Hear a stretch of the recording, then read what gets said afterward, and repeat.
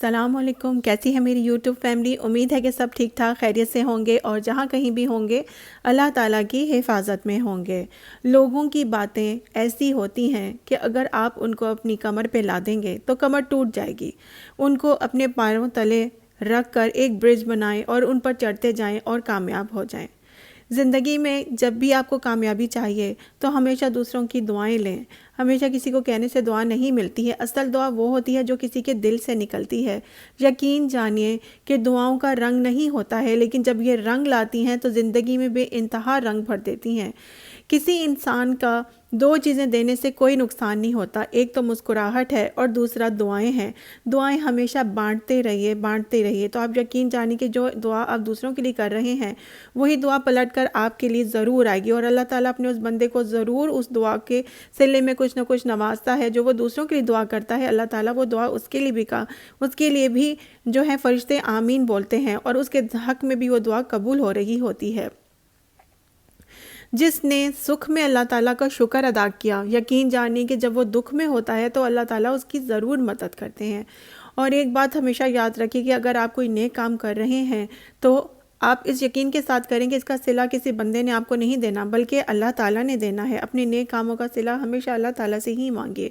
किसी बंदे से मांग कर आपको कभी भी कुछ नहीं मिलेगा। हमेशा अपने दिल में इस बात को यकीन से रखिए कि अगर आप कोई नेक काम कर रहे हैं तो आप वो करते रहिए, क्योंकि आप जो भी काम करेंगे दूसरे इंसान उसमें कुछ ना कुछ ज़रूर तनकीदी पहलू निकालेंगे। तो आपका दिल उन चीज़ों से हर्ट नहीं होना चाहिए, बल्कि आप अगर कोई नए काम करें तो आगे बढ़ते जाइए। ख़ास तौर पे जहाँ पे आप रह रहे हैं, जहाँ पे आपके इर्द गिर्द कोई काम करने वाले मज़दूर तबका है, आप ज़रूर उनका ख्याल रखिए। अगर आप घर में कुछ पकाते हैं तो उनके लिए भी ज़रूर निकालिए और उनको ज़रूर बांटिए जाकर, और इस उम्मीद के साथ कि उनकी दुआएं ज़रूर रंग लेकर आएंगी। ये दुआएं जो होती हैं इंसान को कहाँ से कहाँ पहुँचा देती हैं, इसका आपको उस तक अंदाज़ा होता है जब आपको दुआओं की ज़रूरत होती है और कहाँ कहाँ से लोग आपकी मदद को आते हैं। जब आप अपने माँ बाप का ख्याल रखते हैं तो माँ बाप की दुआएं हमेशा बच्चों के साथ होती हैं और उनको उस वक्त एहसास होता है जब बहुत बड़ी मुश्किल में थे और वो मुश्किल आसानी से हल हो गई। यकीन जानिए कि अगर आप घर में कुछ पका रहे हैं तो आपका इससे कुछ नहीं जाता कि अगर आप कुछ ज़्यादा पका लें, और अपने इर्द गिर्द लोगों को ज़रूर बांटिए। आज की मेरी रूटीन में यही सब चीज़ें शामिल हैं और मैं इस तवक्को के साथ आपके साथ ज़रूर शेयर करूँगी कि आपको हमेशा इस बात का ये एहसास होना चाहिए कि हम कोई अच्छा काम कर रहे हैं तो हमारे साथ जो नेक लोग हैं, जो नेक दिल लोग हैं, जो अच्छे लोग हैं, वो हमारी अच्छी चीज़ों की ज़रूर जो है आपके साथ अच्छाई में ज़रूर शामिल होंगे और उसकी तारीफ़ करेंगे। लेकिन आपने अपनी इन अच्छे कामों का सिला अल्लाह से लेना है, किसी बंदे से नहीं। तो जब भी आप कोई अच्छा काम करें तो इस उम्मीद के साथ करें कि अल्लाह ताला उसे कबूल फरमाए और हमारे हक़ में बहुत अच्छा कर दे, क्योंकि नेकी जितनी अच्छी होती है अच्छे लोग ही उसे बढ़ाते हैं और आगे फैलाते भी हैं। तो इस उम्मीद के साथ कि मेरा आज का व्लॉग आपको बहुत अच्छा लगेगा, मैं अपने व्लॉग का स्टार्ट करती हूँ इस उम्मीद के साथ कि मेरी अगर कोई चीज़ भी आपको बुरी लगी हो तो उसके लिए मैं आपसे माज़रत चाहती हूँ। हाँ जी, हमें अल्लाह ताला ने जितना रिज़्क़ अता फ़रमाया है उसमें हमें दूसरे लोगों को भी शामिल करना चाहिए और उनकी खुशी और उनकी दुआ हासिल करके जो दिली सुकून मिलता है, आप यकीन जानिए किसी चीज़ में नहीं मिलता। और यही मेरा दिल था कि आज के दिन मैं ये काम कंप्लीट करूँगी और बिरयानी और ज़र्दा मेरा बनाने का प्रोग्राम था यहाँ पे, और मैं वही बना के और पूरी उम्मीद के साथ कि अल्लाह ताला से कबूल फ़रमाए। और मेरे घर के पास कुछ लेबर काम करते हैं, कुछ काम करने वाले हैं, तो मैं उन तक ये ज़रूर बांटूंगी, क्योंकि खुशियाँ बांटने से ही दुआएं मिलती हैं और दुआएं बांटने से ही आपकी दुआएं कबूल होती हैं। तो इस बात को हमेशा याद रखिए कि अपनी चीज़ों में, अपनी खुशियों में हमेशा दूसरे लोगों का ख्याल रखिए और उनको भी इसमें शामिल कीजिए। और यहाँ पर बिरयानी बना रही हूँ मैं, और बिरयानी बनाते हुए मैंने इसमें ये शान का मसाला जो है, बिरयानी मसाला मैं इस्तेमाल करती हूँ, इसमें इसका जायका बहुत अच्छा आता है, तो मैं ये वो इस्तेमाल कर रही हूँ। मेरे पहले व्लॉग में भी मैंने आपको बिरयानी बनाने का तरीका जो है वो पिछले व्लॉग्स में मेरे है, और इसमें मैं उसका लिंक भी सेंड कर दूंगी। तो मैंने उसी तरीके से बिरयानी बनाई है और मैंने ज़र्दा बनाया है। और यहाँ पे जो है वो मसाला इसका बिल्कुल रेडी हो चुका था और उसके अंदर मैंने अब जल्दी से डाल दिया है एक टमाटर, क्योंकि इसके अंदर दही जो है वो ज़्यादा डलता है, ग्रेवी हमें चाहिए होती है। तो टमाटर का जो है उसमें एक अलहदा सा फ्लेवर आता है बिरयानी में, जो इसको मिस नहीं करना चाहिए। तो अब मैंने इसके अंदर जो है ये टमाटर डाल दिया है और इसका स्पून जो है वो मैं बहुत अच्छे से चलाती जा रही हूँ और इसमें दही मैंने ऐड कर दिया है। तो आप अपनी मर्ज़ी से जितना आप बनाना चाहें आप बनाएं और उसे बांटें, ज़रूर बांटें और दूसरों की खुशियां हासिल करें और उनकी मुस्कुराहट बनने का एक हिस्सा बने। आप यकीन जानिए कि ये लोग जितने दिल से आपको दुआएं देंगे, आपको जितना दिली सुकून मिलेगा और रात को जितनी सुकून की नींद आई होगी, कभी भी आपको इतने अच्छी नींद कभी भी आपको फ़ील नहीं होगी। तो लोगों की मुस्कुराहट का हिस्सा बने, उनकी खुशियों में शामिल हों और आपको अल्लाह ताला ने जितना रिज़्क अता फ़रमाया है उसका लाख लाख शुक्र अदा करें और दूसरे लोगों को भी इसका हिस्सा बनाएं। इसी तरह से मैंने बिरयानी में जो है हरी मिर्चें भी डाल दी हैं और इस पे मैं चम्मच हिलाती जा रही हूँ ताकि मसाला पूरा अच्छे तरीके से इसके अंदर जज़्ब हो जाए। तो मैंने अब इसको अच्छी तरह से चम्मच हिलाने के बाद अब इसमें आलू बुखारे डाले हैं। तो ये देखिए मैं इसके अंदर आलू बुखारे डाल रही हूँ क्योंकि इस स्टेज पे आके आप इसमें डालेंगे तो इसमें जब भी आप ज़्यादा अमाउंट में कोई चीज़ बनाएं, ख़ासतौर पे बिरयानी बनाएं, तो याद रखिए कि उसमें पानी बहुत कम डलेगा क्योंकि इसके अंदर एक तो प्याज का पानी होता है, दही का पानी होता है और इसके अंदर जो आलूओं का पानी होगा वही इसको तैयार कर देगा।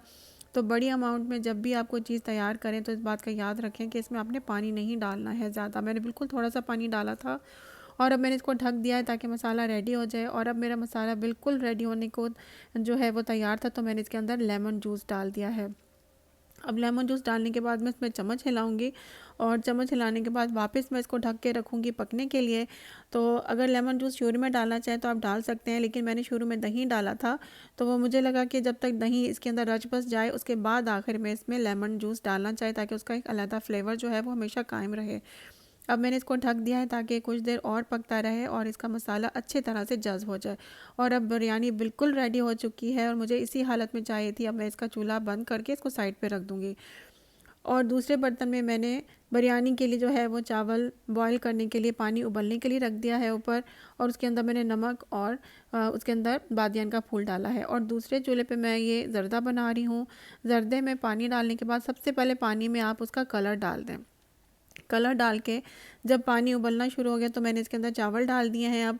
और चावल अच्छी तरह से जब बॉईल हो जाएंगे तब हम इसको उतारेंगे। हमने इसको बिल्कुल कुक्ड फॉर्म में ही उतारना है। जितने चावल आपको जर्दे में चाहिए आप उस फॉर्म में इसको उतनी देर ही बॉईल करेंगे। तो मैंने अब जो जर्दा है ये बॉईल कर लिया अच्छी तरह से इसमें चावल डाल के। और दूसरी तरफ देखिए बिरयानी के चावल पानी बॉईल हो चुका है और मैं अब इसके अंदर बिरयानी के चावल डाल रही हूँ उबलने के लिए। आई होप कि आज की वीडियो आपको सही तरह से समझ आ रही है क्योंकि दोनों तरफ काम हो रहा है, ज़र्दे का भी और बिरयानी के चावलों का भी काम हो रहा है। तो मैं अब इसके अंदर बिरयानी के चावल जो है वो ऐड कर दूँगी क्योंकि मेरा बिरयानी का जो पानी था उबल चुका था। और इसके अंदर चावलों में अच्छी तरह से जब आप बॉयलिंग के लिए चावल डालें तो उसमें चम्मच ज़रूर हिला दें। और अब मेरे चावल बॉयल हो चुके थे और मुझे इसी फॉर्म में चावल चाहिए। देखें बिल्कुल एक एक दाना इसका बिल्कुल अलहदा है और मैंने इसको छान लिया है। अब मैंने एक देगची में ऑयल गरम किया और उसके अंदर जो है मैंने इलायची के दाने डाले। इलायची के दाने जब कड़कड़ाने लगे तो उसमें मैंने थोड़ा सा पानी ऐड किया था, आधा कप ले लें। और एक कप से थोड़ा सा ज़्यादा चीनी मैंने इसमें ऐड की है। अब इसके अंदर चम्मच को हिलाते रहें और इतना हिलाएं कि इसके अंदर चीनी जो है वो हल हो जाए। और इसी स्टेज पे मैं तमाम नट्स जो हैं वो हमेशा ऐड करती हूँ क्योंकि जो नट्स होते हैं उनका भी फ्लेवर जो है तो इसमें ऐड हो जाता है और चीनी के साथ उसमें एक नया शाइनिंग कलर भी आ जाता है। अब जब अच्छी तरह से मैंने देखा कि चीनी उसके अंदर हल हो गई, हमें ज़्यादा चीनी को नहीं पकाना, बस इसमें हल करना है। और इसके अंदर मैंने उबले हुए चावल ऐड कर दिए हैं। लीजिए आपका मज़ेदार सा ज़र्दा बिल्कुल रेडी है। लेकिन अब इसको अच्छी तरह से चम्मच हिलाएं कि जितने भी नट्स हैं इसके अंदर शामिल हो जाएं और इसके अंदर पूरा जो फ्लेवर है वो सही तरह से जज़्ब हो जाए। अब मैंने चावलों को ढक दिया, दम पे 2 मिनट के लिए रखूँगी। और यहाँ पे जो बिरयानी की चावल बिल्कुल रेडी हो चुके हैं, लेकिन मैंने उसकी फ़र्स्ट लेयर लगाई है और मैं उसके ऊपर बिरयानी का मसाला डाल रही हूँ क्योंकि अभी हमें सबसे पहली लेयर में नीचे चावल होते हैं और ऊपर हम बिरयानी डालते जाते हैं। तो मैं इसी तरह से इनकी लेयर लगाती हूँ और इससे बहुत अच्छी लेयर लगती है क्योंकि जो नीचे चावल होते हैं उनके ऊपर भी सही से कलर आ जाता है। अब मैंने इसके ऊपर पुदीना जो है वो अच्छी तरह से फैला दिया है और दोबारा से चावलों की लेयर मैं लगा रही हूँ इसके ऊपर। और चावल देखें एक एक दाना बिल्कुल अलग है और बहुत ही मज़ेदार किस्म की बिरयानी रेडी हुई थी। और इसके ऊपर मैंने अच्छे तरीके से जो है वो मसाला डाल दिया है, चावल इसके ऊपर दूसरी बिरयानी की लेयर डाली है चिकन की और आलू के साथ।